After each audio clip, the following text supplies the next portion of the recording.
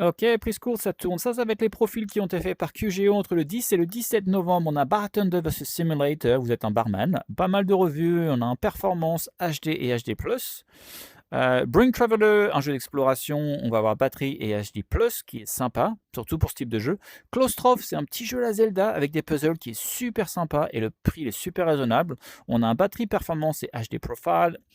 Forefront, il est sorti le 6 novembre, il a déjà 748 revues avec 4,6 et on a un profil batterie, performance et HD. Gladius, vous êtes un gladiateur, on va avoir la totale, batterie performance HD, HD+. Mondly, pour apprendre les langues, batterie performance et HD+. Nightclub Simulator, on va avoir la totale pour celui-ci. Omega Pilots, c'est pareil, on va avoir la totale.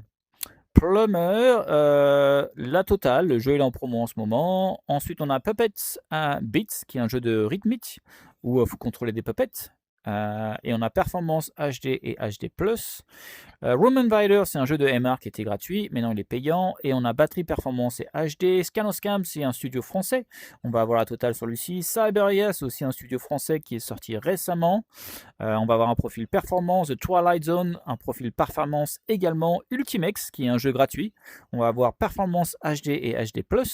Veil Extraction, qui était payant maintenant, qui est gratuit. 54 000 revues, c'est du solide, performance et HD. Et ensuite, on a finalement VR Boxing and MMA, qui va avoir un profil performance. C'est dans la boîte, on coupe.